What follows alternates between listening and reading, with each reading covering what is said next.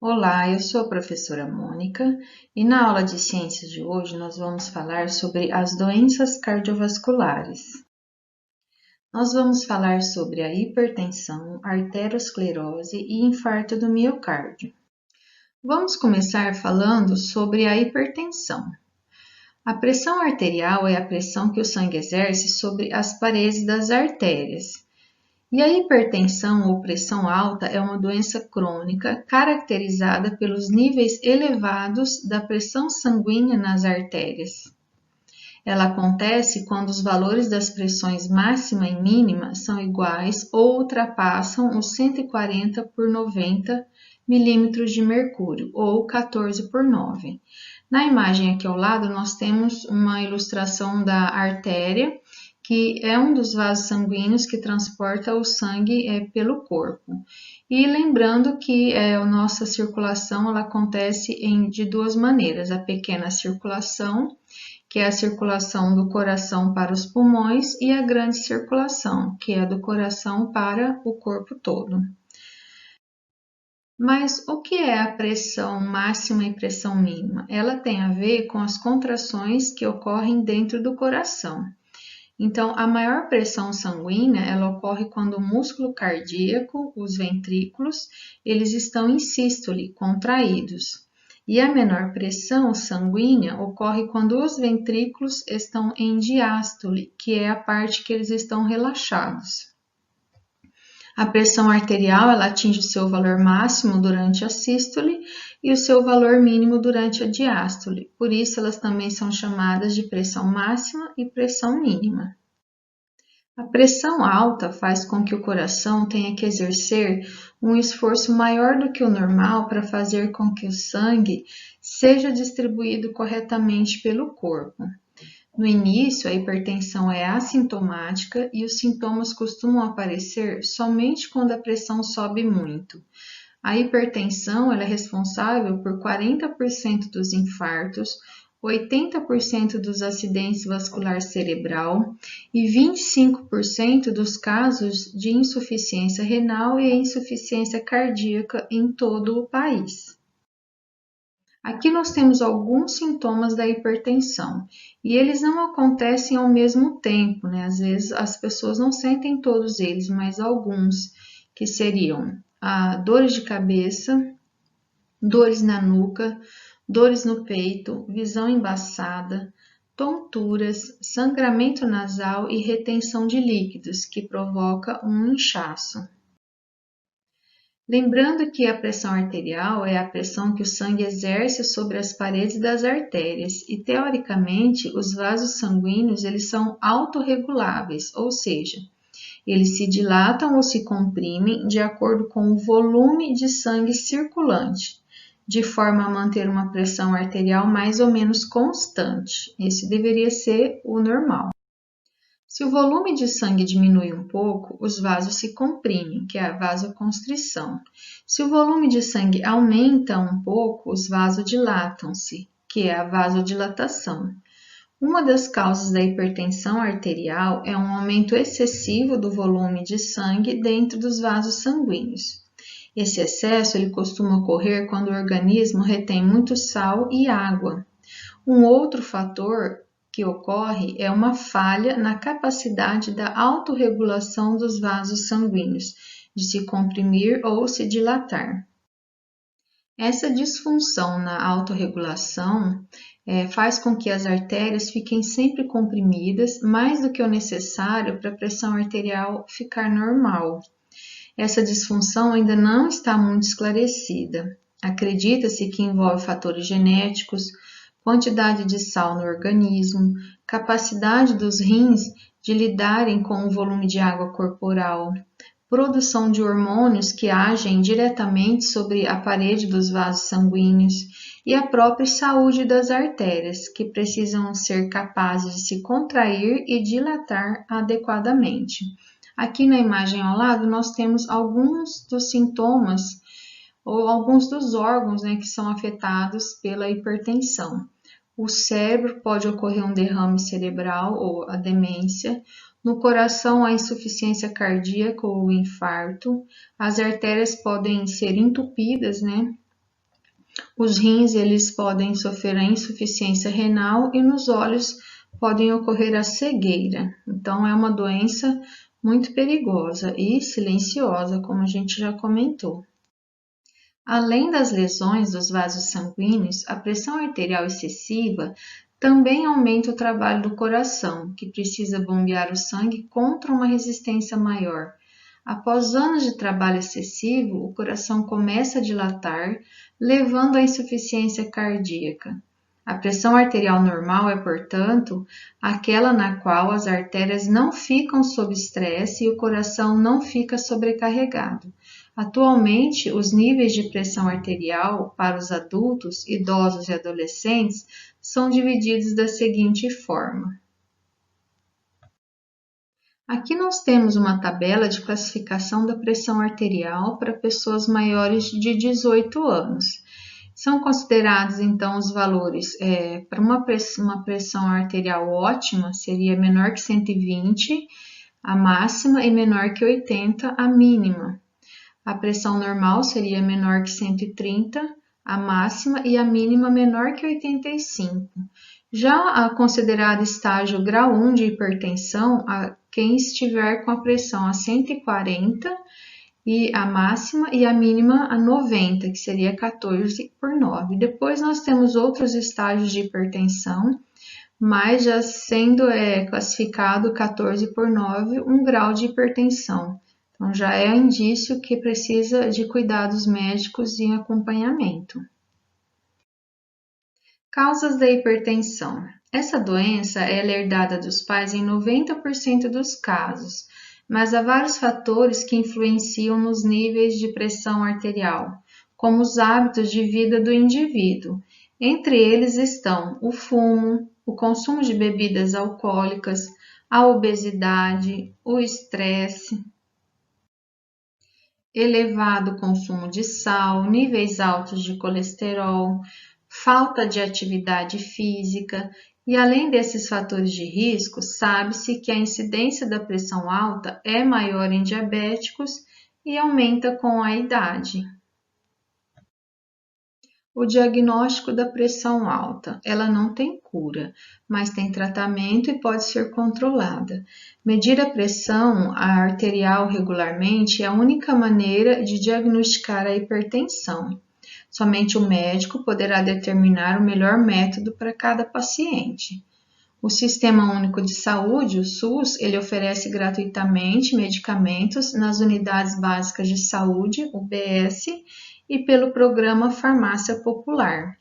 Para retirar os remédios, basta apresentar um documento de identidade com foto, CPF e receita médica, dentro do prazo de validade, que são 120 dias. A pressão alta durante a gestação está associada a complicações graves fetais e maternas e a um risco maior da mortalidade materna e perinatal. Nos países em desenvolvimento, a hipertensão gestacional é a principal causa de mortalidade materna, sendo responsável por um grande número de internações em centros de tratamento intensivo. Agora vamos falar um pouco sobre arteriosclerose. Ela é uma inflamação com a formação de placas de gordura, cálcio e outros elementos nas paredes das artérias do coração e de outras localidades do corpo, como, por exemplo, o cérebro e membros inferiores, entre outros locais. Ocorre de forma difusa ou localizada. Ela se caracteriza pelo estreitamento e enrijecimento das artérias devido ao acúmulo de gordura em suas paredes, conhecido como ateroma. Com o passar dos anos, há o crescimento das placas, com o estreitamento do vaso, podendo chegar à obstrução completa, restringindo o fluxo sanguíneo na região. Com isso, o território afetado ele recebe uma quantidade menor de oxigênio e nutrientes, tendo as suas funções comprometidas. Essa complicação é a causa de diversas doenças cardiovasculares, como infarto, morte súbita, acidentes vasculares cerebrais, representando a principal causa de morte no mundo todo. Na maioria das vezes, a arteriosclerose está relacionada aos fatores de risco tradicionais, como o sedentarismo, alimentação inapropriada, pressão alta, diabetes, colesterol elevado, tabagismo e obesidade. Pequena parte é de causa hereditária, como, por exemplo, em portadores de hipercolesterolemia familiar, em que os indivíduos da mesma família têm um colesterol muito elevado desde criança. Então, ao lado nós podemos ver a imagem de uma artéria normal e uma artéria com placas de gorduras, que são os ateromas. E como é feito o diagnóstico da arteriosclerose? Em muitos casos, o diagnóstico ocorre em uma situação de emergência, como, por exemplo, após um infarto ou derrame. Portanto, todas as pessoas deveriam procurar um médico para a realização de exames periódicos, para o rastreamento e tratamento dos fatores de risco para o desenvolvimento dessa doença. O melhor tratamento para a arteriosclerose ainda é a prevenção, instituindo-se um estilo de vida saudável e um tratamento dos fatores de risco. Agora nós vamos falar sobre o ataque cardíaco ou infarto do miocárdio. Popularmente conhecido como ataque do coração, o infarto do miocárdio pode chegar de repente e levar o paciente à morte. Ele acontece quando há obstrução de uma das artérias coronárias que irriga o coração. Olhando aqui na imagem, vocês podem observar que a artéria coronária ela fica do lado de fora do coração, nutrindo aí o órgão. Não tem a ver com o sangue que é bombeado dentro das câmaras do coração. O mecanismo dessa obstrução é a formação de uma placa chamada de ateroma, que é formada de gordura. Então, aqui na imagem ao lado, a gente pode ver as placas de gordura obstruindo as artérias que irrigam o coração. Por conta desses bloqueios nas artérias coronárias, o fluxo de sangue acaba sendo bloqueado por um período de tempo prolongado, que faz com que o músculo cardíaco fique sem oxigênio e as células cardíacas comecem a morrer. Dependendo do tempo de duração do infarto agudo do miocárdio e da importância da artéria comprometida, a não oxigenação do órgão pode comprometer totalmente o seu funcionamento ou até mesmo fazer com que ele pare de funcionar. Existem pessoas com diminuição de sensibilidade dolorosa que podem não sentir nada, é o chamado infarto silencioso, às vezes de diagnóstico difícil. Um exemplo mais conhecido de paciente que sofre esse tipo de infarto é o diabético, que pode apresentar quadros de infarto que não seguem o padrão comum e a dor não existe. Aqui nós temos alguns sintomas do infarto. É a dor ou desconforto na região peitoral em forma de aperto, podendo irradiar para o braço esquerdo, as costas e o rosto. As dores elas ocorrem acompanhadas de suor frio, palidez, falta de ar e sensação de desmaio. Esses são os sintomas típicos e as pessoas geralmente não apresentam todos os sintomas. Aqui nós temos os sintomas atípicos, é muito comum em mulheres, que é a tontura, dor no ombro, braço ou costas, palpitações cardíacas, náuseas ou vômitos, dificuldade para dormir, um cansaço sem causa aparente, palidez, dor abdominal, falta de ar e o suor frio. Então, são vários sintomas e, como eu disse, às vezes a pessoa não sente todos eles, somente alguns. O grupo de risco para o infarto são pessoas sedentárias, pessoas com diabetes, hipertensas, pessoas obesas, fumantes, com colesterol alto, com histórico familiar de infartos, com mais de 55 anos de idade. Como a gente já comentou, o fator idade sempre é um fator de risco. Prevenção para o infarto e doenças cardiovasculares.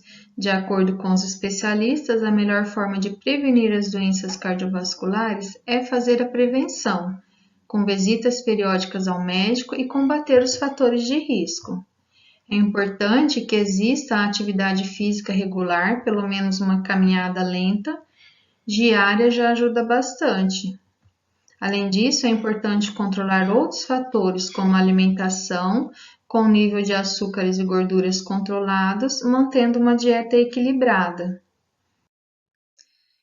Resumindo, para a gente ter uma saúde cardiovascular, a gente precisa adotar um estilo de vida saudável. Isso inclui várias atitudes, como exercitar-se regularmente, fazer um acompanhamento médico de rotina, manter uma saúde bucal, cuidar da sua mente, consumir o sal com moderação, ter momentos de lazer e entretenimento, que é o que diminui o estresse, que é uma das principais causas, né, do infarto, controlar a glicemia, fazer uma dieta balanceada e equilibrada, ter o controle do peso, né, não ficar acima do peso, controlar o colesterol e beber bastante água regularmente, né? A gente tem aí que consumir no mínimo 2 litros de água por dia. Então, adotar esse estilo saudável é a principal ação para evitar uma doença cardiovascular. A nossa aula de hoje ela vai ficando por aqui. Eu desejo a vocês bons estudos e nos vemos na nossa próxima aula. Até lá!